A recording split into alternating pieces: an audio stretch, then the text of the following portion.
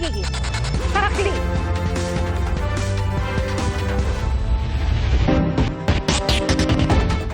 Umakyat na po sa 65 ang patay sa sunog sa residential complex sa Hong Kong.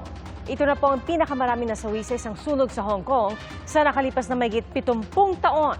Halos 300 ang nawawala pa rin, kabilang ang isang Pilipino. Saksi, si Darlene Cai. Naglalagablab na apoy at tila umuulan ng baga sa isang apartment complex sa Tai Po District sa Hong Kong kahapon. Nagkulay kahel ang langit sa lawak ng sunog na kumalat sa 7 gusali kung saan naninirahan ng mahigit 4,000 residente. Pahirapan ang pag-apula rito dahil sa taas sa mga gusali na may tig 32 palapag. Mahigit 1,000 ang bumbero, mahigit 300 fire trucks at rescue vehicles ang rumisponde. Sa kuhang ito, kita kung gaano kabilis ang pagkalat ng apoy na tumupok din sa scaffolding ng gusali.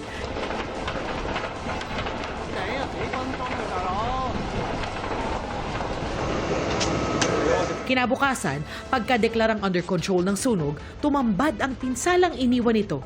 Ang lalaking ito hindi na napigilang maiyak dahil ang kanyang asawa na-trap daw sa loob. May mga alaga ring na-trap sa loob kaya may mga nag-volunteer na veterinarian para i-rescue ang mga hayop. May mga pusa, aso at ilang pagong na raw silang na-rescue mula sa loob. Isa-isa na ring inilalabas ang labi ng mga na-trap sa gusali at dinala sa community center. Nagpunta roon ang mga pamilyang nawawala ng kaanak para silipin ang mga labi. Ayon sa OWA, hanggang 80 OFW ang may rehistradong address sa nasunog na apartment complex. 19 dito ang kumpirmadong nailigtas.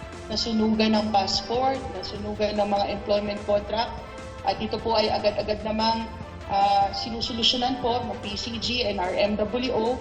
Nagbigay na rin po tayo ng mga food packs at mga tulong po, mga dignity kits at kung ano pa pong kailangan nila. Nasa ospital naman ang isang OFW kasama ang kanyang amo at alaga nitong sanggol. Siya raw ang humihingi ng tulong sa nag-viral na audio recording sa gitna ng sunog. Hindi pa masabi ng OWA kung may mga Pilipino pang na-trap sa loob ng mga gusali. Iniisa-isa na raw nila ang mga shelter kung saan nananatili ang mga naapektuhan ng sunog para silipin kung may mga Pilipino. What we're also trying to ascertain is whether they were actually in Wang Hook Court during the fire. Ayaw rin natin magpanik ng husto yung pamilya dito sa Pilipinas. Kasi naman, baka naman, in a certain likelihood, ay wala sila doon. Baka nasa ibang lugar sila. Patuloy na nakikipag-ugnayan ng OWA at DMW sa pamilya ng mga apektadong OFW.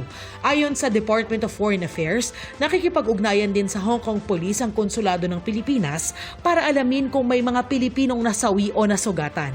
Base sa investigasyon ng mga otoridad sa Hong Kong, posibleng mabilis na kumalat ang apoy dahil sa mesh at mga plastic na nakabalot sa mga gusali na sumasailalim noon sa renovation. Dumagdag din daw ang foam material na ginamit para tapalan ng ilang bintana. Ito raw ay mga mapanganib na material sa renovation ang tinawag nilang grossly negligent construction firm. Dahil dito, inaresto ng pulisya ang 2 direktor at isang engineering consultant na namamahala rito. Nasunog din ang bamboo scaffolding na ginamit sa mga gusali. Ayon sa leader ng Hong Kong na si John Lee, nakipagpulong na ang Development Bureau para palitan ang mga kawayan ng metal scaffolding. Para sa GMA Integrated News, ako si Darlene Cai, ang inyong saksi. Simula po sa Lunes, December 1, mahigpit ng ipagbabawal ang pagdaan ng mga e-trike at e-bike sa mga national highway at ibang pangunahing kalsada sa bansa. Saksi, si Rafi Tima. Budget at eco-friendly daw ang mga electric bike o e-bike at e-trike kaya maraming naiingganyong gumamit nito. Pero ilang beses na rin itong nasasangkot sa mga aksidente sa daan. Noong Abril ng nakaraang taon, nasawi ang isang senior citizen matapos masagasaan ng e-bike sa Marikina. June 2024 naman nang sumalpok sa sinusundan niyang truck ang isang lalaki naka-e-bike sa Maynila. Sa lakas ng impact, nagtamo ng malaking sugat sa ulo ang rider. At nitong Mayo lang, isang e-trike driver ang nasawi sa Antipolo matapos umanong mag-overtake at mawala ng kontrol sa manibela. Ilang beses na rin naireklamo ang mga e-bike at e-trike na dumaraan sa malalaking kalsada at minsan minamaneho pa ng mga bata. Simula sa Lunes, December 1, mahigpit na ipagbabawal ang pagdaan ng e-trikes at e-bikes sa mga national highway at major thoroughfares sa bansa. Puna ni Senador Raffy Tulfo sa deliberasyon ng Senado sa budget ng Department of Transportation, tila pinalitan na ng mga e-bike at e-trike ang mga jeep bilang hari ng kalsada. Marami na raw siyang natatanggap na reklamo laban sa mga ito. Lumalala po yung problema sa e-bike. And itong mga nag-e-bike, of course, nagsasakay sila mga pasahero. Walang mga lisensya. At of course, dahil hindi sila rehistrado sa LTO, wala din po silang mga insurance, third-party liability. So kapag sila po ay nakasagasa, then sorry na lang. Nag-commit po ang ating bagong LTO head, si Asika Lacanilaw, that by December 1, huhulihin na po lahat po ng mga e-trikes na nasa kalye. Una nang naglabas ng memorandum circular ang LTO na dapat iparehistro ang e-bikes, pero sinuspindi ang implementasyon nito. Ang problema rin daw kasi dito, nagbibigay ng permiso ang mga lokal na pamahalaan para gawing public transport ang mga ito.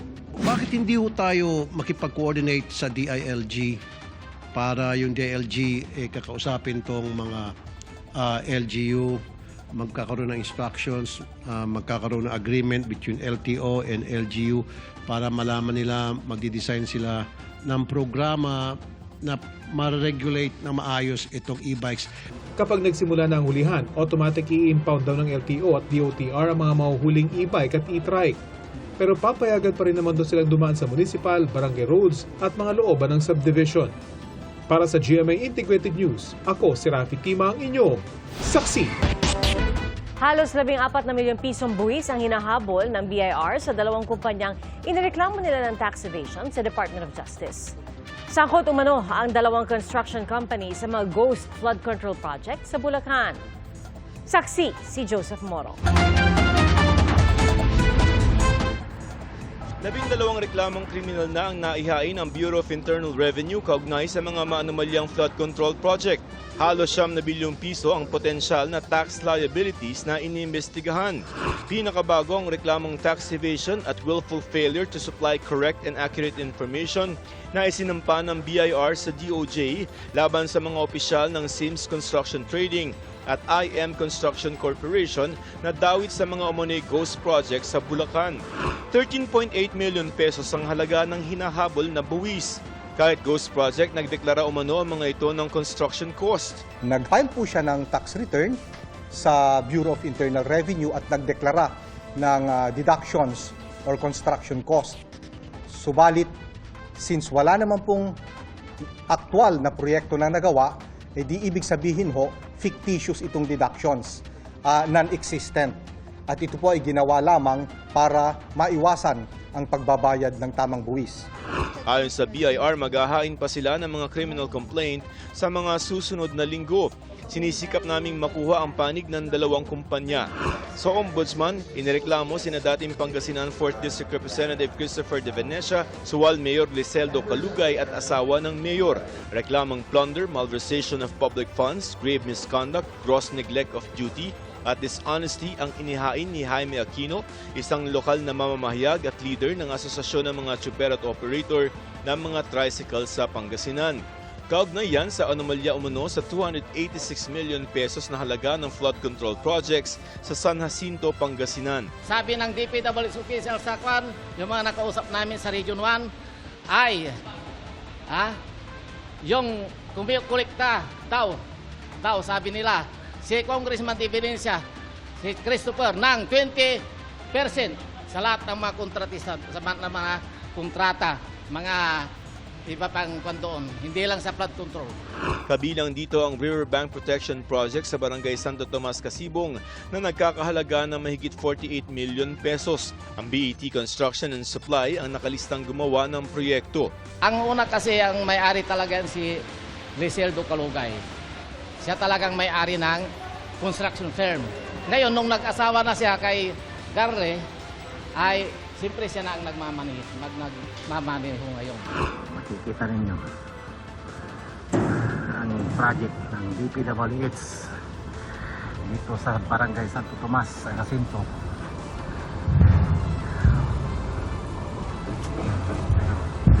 Bagong gawa lang ito, 2024. ay nagkakahalaga ng mahigit 40 million pesos. Pero tignan ninyo kung ano nangyari. Ha? Hindi pa napakapakinabangan, nawas out na. Inireklamo rin ng ilang opisyal ng DPWH Region 1 at DPWH Pangasinan 2nd Engineering District, gayon din ng contractors na Zota Trading and Construction at joint venture ng Silverwoods Construction at Lux Dragon Construction. Pati ang private contractor umano ni De Venecia. Sinisikap namin makuha ang panig ng mga inireklamo. Sa Independent Commission for Infrastructure o ICI, humiling ng executive session sina Quezon City 6th District Representative Maria Victoria Copilar at Quezon City 5th District Representative Patrick Michael Vargas. Ilan sila sa mga binanggit ng mag-asawang Pacifico Curly at Sara Discaya na umani nang hihingi ng 10 hanggang 25% na komisyon mula sa mga proyektong nakukuha nila. Tumangging humarap sa media si Copilar pero sa isang pahayag na in-upload niya sa kanyang social media page, sinabi niyang walang ghost project sa District 6 batay sa inspeksyon ng DPWH, Quezon City Engineering Office at iba pa. Hindi rin nagsalita si Vargas. Pero sa isang pahayag, sinabi ni Vargas na ipinakita niya raw sa komisyon ang mga dokumento na nagpapatunay na walang mga proyekto ang mga diskaya sa kanyang distrito.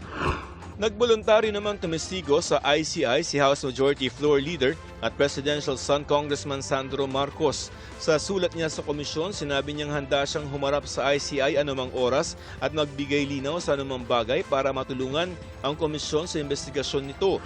Nauna nang inakusahan ni dating Congressman Saldi Co na may budget insertion si Marcos, bagay na itinanggi ng kongresista. Magtatakda ang ICI ng petsa para sa pagdinig. Regardless of who that person is, will voluntarily appear and testify under oath, malaking bagay sa amin. Yung pong pagtestigo ni Sandro is a welcome development. What do you think of course? Why, sir? Wala, of course. Because? Wala. Any testimony is okay. Ayon sa Independent Commission for Infrastructure o ICI, maaari nilang i-live stream ang pagtestigo ni Congressman Marcos dahil hindi naman ito humingi na executive session sa komisyon. Kung matutuloy ito, si Marcos ang kauna-unahang testigo na maila-live stream ng komisyon. Para sa GMA Integrated News, ako si Joseph Morong, ang inyong saksi. Nakunan po ng CCTV video ang sasakyang ginamit ng mga suspect sa pagpatay sa isang barangay captain sa gitna ng live stream sa Digos City, Davao del Sur. Tinanggal naman sa pwesto ang hepe ng Digos City Police. Saksi, si Sara Hilomen Velasco ng GMA Regional TV.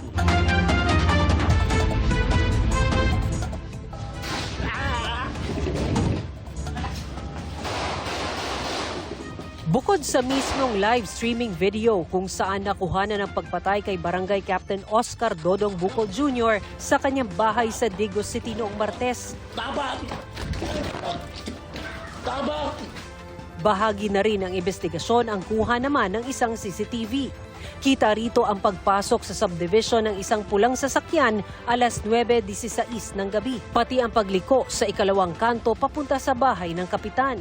Matapos ang 2 minuto sa parehong oras ng pagpatay kay Cap, lumabas na ang sasakyan at dumaan sa unang kanto. Ayon sa Police Regional Office 11, ito ang sinakyan ng 3 sospek. Sabi naman ng Davao del Sur Provincial Office, posibleng persons of interest na ang mga individual na dati nang nabanggit ni Cap sa kanyang social media post.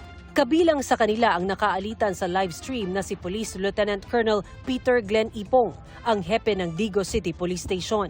Isinailalim na siya at 20 iba pang pulis sa paraffin test. Pati yung lahat ng intel operatives at saka yung security escort niya, pati yung driver niya. So all in all, 21 sila lahat na nag-undergo ng paraffin test. Relieved na sa pwesto si Ipong upang masigurong hindi maka-impluwensya sa investigasyon. May binuo ng Special Investigation Task Group ang PNP, pero hinilin pa rin ang pamilya ni Bukol sa NBI na magkasa ng parallel investigation. This is based on the request of the wife, no? And yung mga kapatid po, no? Pwede rin siguro na interagency yung investigation, but we would like the NBI to take the lead in the investigation of the crime. Sa tulong naman ng impormante, nakalaboso ang target na natsepohang naglalakad sa labas ng Baclaran Church. Kasisimba lang daw ng sospek ng madakip noong November 20. Ang sospek na tubong Basud, Camarines Norte. Naharap sa 6 counts of statutory rape dahil sa umano'y paulit-ulit na panghahalay sa kanyang menor de edad na stepdaughter. Mga operatiba ng Basud Municipal Police ang arresting team. Ayon sa pulisya, palipat-lipat daw ng lugar sa lalawigan ng Cavite hanggang sa matsyempohan sa Baclaran. Dati pa raw inilunsad ang manhunt sa 44 anyos na sospek pero palagi raw nakakatunog kaya hindi nahuhuli. Number 1 most wanted sa Basud ang sospek. Ayon sa hepe ng Basud Police, 2023 pa nangyari ang umano'y pang-aabuso. Noong 15 anyos pa lang ang biktima. 15 years old po nung time na inalay siya. Simula March ng 2023 hanggang July, yan po yung buwan na paulit pong ginagawa sa kanya yan pong 6 counts na yan. Pag umaalis po itong magulang na babae, dito po ginagawa ng ating suspect yung pangahalay. Naibiyahe na ang suspect sa custodial facility ng Basud Police. Tumangging magbigay ng pahayag ang suspect. Para sa GMA Integrated News, Sara Hilomen Velasco ng GMA Regional TV ang inyong saksi. Mga kapuso, maging una sa saksi. Mag-subscribe sa GMA Integrated News sa YouTube para sa iba't ibang balita.